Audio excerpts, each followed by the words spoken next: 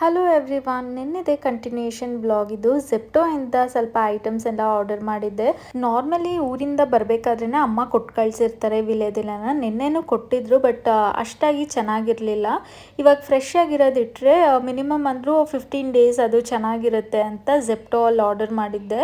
ನಮ್ಮ ಊರಲ್ಲೆಲ್ಲ ಒಂದು ಕಟ್ಟಿಗೆ 30 ರುಪೀಸ್ ಆ ಥರ ಇರುತ್ತೆ. ಇಲ್ಲಿ ಬರೀ 10 ವಿಲೇದೆಲೆಗೆ ನಾನು 30 ರುಪೀಸ್ನ ಪೇ ಮಾಡಿದ್ದೀನಿ. ಅಂಗಡಿಲಿ ಹೋಗಿ ತೊಗೊಳೋಣ ಅಂದರೆ ಇಲ್ಲಿ ಯಾವ ಅಂಗಡಿಲೂ ವಿಲೇದೆಲೆ ಇಟ್ಟೇ ಇರಲ್ಲ. ಆನ್ಲೈನಲ್ಲೇ ಆರ್ಡರ್ ಮಾಡಬೇಕು. ಅದು ಒಂದೊಂದ್ಸರಿ ಸಿಗುತ್ತೆ, ಒಂದೊಂದ್ಸರಿ ಸಿಗಲ್ಲ. ಮನೇಲಿ ಎಷ್ಟು ಎಳ್ನೀರಿದ್ರೂ ಕುಡಿಯಲ್ಲ. ಬಟ್ ಇವತ್ತು ಮಿಸ್ ಆಗಿ ಎಳ್ನೀರನ್ನ ಆರ್ಡರ್ ಮಾಡಿಬಿಟ್ಟಿದ್ದೀನಿ. ಹೇಗೋ ಆರ್ಡರ್ ಮಾಡಿದ್ದೀನಿ ಅಲ್ಲ ಅಂದ್ಬಿಟ್ಟು ನಾನು ಸ್ವಲ್ಪ ಮತ್ತು ಲಿಶುಗೆ ಸ್ವಲ್ಪ ಕೊಟ್ಟೆ. ಲಿಶು ಎದ್ದೋಳೋ ಅಷ್ಟರಲ್ಲಿ ಮನೆ ಕ್ಲೀನ್ ಮಾಡಿಬಿಡೋಣ ಅಂದ್ಕೊಂಡೆ. ಬಟ್ ಇನ್ನು ನಾನು ಸೋಫಾ ಕವರೇ ತೆಗಿತಾ ಇದ್ದೆ ಅಷ್ಟರಲ್ಲಿ ಅವಳು ಎದ್ದು ಬಂದುಬಿಟ್ಲು.